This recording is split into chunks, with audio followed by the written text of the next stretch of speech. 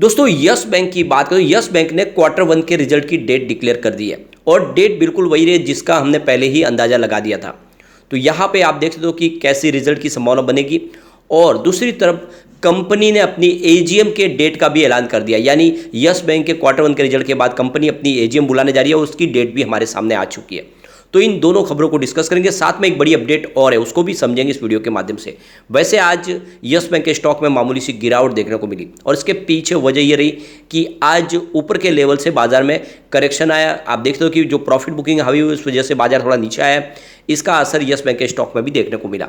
वैसे yes bank का stock इस समय काफ़ी मजबूत भी है और काफ़ी अच्छे वॉल्यूम के साथ में कामकाज भी हो रहा है, लेकिन इसके पिछले दिनों का कैसा प्रदर्शन है और आने वाले समय में क्या इसमें इन्वेस्टमेंट करना चाहिए। वैसे एफआई लगातार खरीदारी करे और आज एफआई बाजार में फिर से बायर बने हैं और ये सिग्नल काफ़ी अच्छा है। तो इन सारी बातों को समझेंगे इस वीडियो के माध्यम से, और क्या रिजल्ट के पहले यस बैंक में इन्वेस्टमेंट करना चाहिए या फिर अभी हमें यस बैंक के रिजल्ट का इंतजार करना चाहिए। लेकिन फ्रेंड उससे पहले अगर आप पहली बार हमारे चैनल पे आए तो चैनल को सब्सक्राइब कर दीजिए, एक बेल आइकन दबा दीजिए ताकि जब भी नया वीडियो बने पहला नोटिफिकेशन आपको मिले। वीडियो पसंद आए तो लाइक शेयर जरूर कीजिए। चलो फ्रेंड्स वीडियो स्टार्ट करते हैं। मैं हूँ आपका दोस्त एस.बी. दवे और हमारे अपने चैनल ऑनलाइन कमाई में आपका बहुत बहुत स्वागत है। सबसे पहले अगर निफ्टी 50 की बात करें तो आज 19,413 के स्तर पे क्लोजिंग थी, जहां पे 0.15% की तेजी देखने को मिली, लेकिन ये तेजी काफ़ी ज़्यादा थी। आप ये देख सकते हो कि ऊपर के लेवल से देखें तो इसमें काफ़ी ज़्यादा फिर से गिरावट देखने को मिली प्रॉफिट बुकिंग की वजह से, और इस वजह से थोड़ा सा दबाव बाजार में बना। निफ्टी बैंक की बात करें तो यहाँ पे देख दो कि 44,665 के स्तर पे क्लोजिंग थी, जहाँ पे 0.06% की मामूली सी तेजी देखने को मिली। वैसे निफ्टी बैंक में आज काफ़ी ज़्यादा यहाँ पे भी एक तरह से देखें तो गिरावट देखने को मिली। लगातार सिर्फ मामूली कहने के लिए यहाँ पे ग्रीन है, बाकी गिरावट बनी है निफ्टी बैंक के अंदर ज़बरदस्त।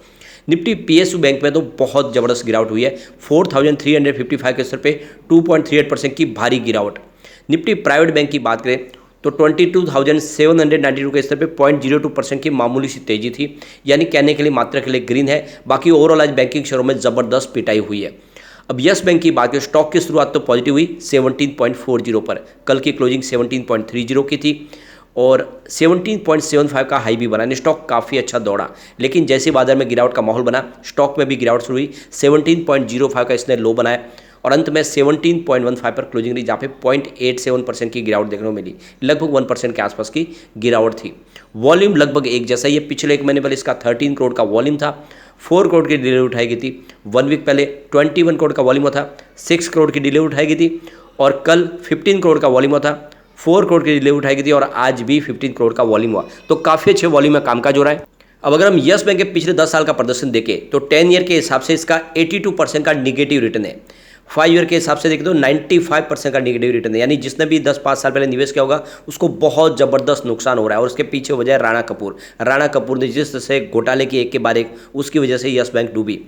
लेकिन पिछले 2 साल के हिसाब से इसमें 31.92% यानी लगभग 32% का वापस पॉजिटिव रिटर्न देखने को मिला है, यानी जिस तरह निवेश 2 साल पहले होगा उसको अच्छा रिटर्न इस समय देखने को मिल रहा है। 1 ईयर के हिसाब से भी 29% की पॉजिटिव रिटर्न देखने को मिल रहा है, लेकिन 6 मंथ के हिसाब से वापस यहाँ पे 14.89% यानी लगभग 15% की गिरावट देखने को मिल रही है।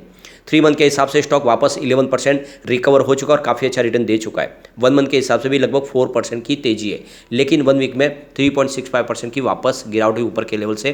कुछ प्रॉफिट बुकिंग की वजह से दबाव देखने को मिला, और इसके पीछे सबसे बड़ी वजह है वो शेयर जो लॉक इन पीरियड के लॉक हुए थे और जो बड़ी बड़ी बैंकों ने यहाँ पे निवेश किया था उस समय जब यस बैंक की शुरुआत हुई थी, वो लोग के पास अभी भी शेयर है, वो थोड़ा थोड़ा प्रॉफिट बुक अपना कर रहे हैं और इस वजह से थोड़ा सा दबाव देखने को मिला है। यहाँ पे 1 डे के हिसाब से भी लगभग 1% की गिरावट है। कुल मिला के आने वाले समय तेजी का दौर शुरू होगा। अब बाजार के लिए जो राहत भरी खबर निकल कर आई है वो है एफआई की तरफ से। कल एफआई ने बिकवाली की थी बाजार में 1,240 रुपीज़ की, और लगने लगा था कि एफआई बाजार में भयंकर बिकवाली शुरू करेंगे, लेकिन ऐसा हुआ नहीं। आज एफआई ने 10,128 रुपीज़ का नया इन्वेस्टमेंट किया, सामने 7,890 रुपीज़ की बिकवाली की। इस तरह से उनका जो खरीदारी का आंकड़ा निकल के आ रहा है वो 2,237 रुपीज़ का है और काफ़ी शानदार है, और ये इशारा कर रहा है कि एफआई इस समय बाजार में अभी भी बने रहेंगे। डीआई ने आज बिकवाली की है, आप देखते हो 8,229 रुपीज़ की उनकी खरीदारी थी, लेकिन सामने 9,426 रुपीज़ का उन्होंने माल बेचा। इस तरह से उनकी जो बिकवाली का आंकड़ा है वो 1,196 करोड़ रुपीज़ का है। तो फिलहाल डीआई बाजार में प्रॉफिट बुकिंग के मोड में है। तो यहाँ पे जो बड़ी अपडेट निकल के आ रही है, यस बैंक की एजीएम की डेट आ चुकी है और इसकी जानकारी लीडिंग न्यूज़पेपर के अंदर दी गई है। तो फ्राइडे 18 अगस्त को कंपनी अपना यहाँ पे एजीएम बुलाने जा रही है और डेट भी आ चुकी है और समय भी आ चुका है, यानी 11 AM यानी सुबह के टाइम में 11 बजे यहाँ पे मीटिंग शुरू होगी इस एजीएम की। और इस मीटिंग के दौरान देखें तो कुछ बड़े प्रस्ताव पास किए जाएंगे। स्पेशली अगर आप देखें तो कुछ फंड रेजिंग के ऊपर बातचीत होगी इस एजीएम के दौरान। इसके अलावा देखें तो कंपनी अपने आगे के फ्यूचर प्लान डिस्कस करेगी और जो रिजल्ट होगा उस रिजल्ट के बारे में भी बातचीत होगी। तो ये सारी बातचीत के लिए यहाँ पे कंपनी की तरफ से एजीएम का ऐलान हो चुका है। इसके अलावा कंपनी ने एक बड़ा और ऐलान कर दिया जिसका हमें इंतजार था। कंपनी ने अपने Q1 के रिजल्ट की डेट भी डिक्लेयर कर दी है।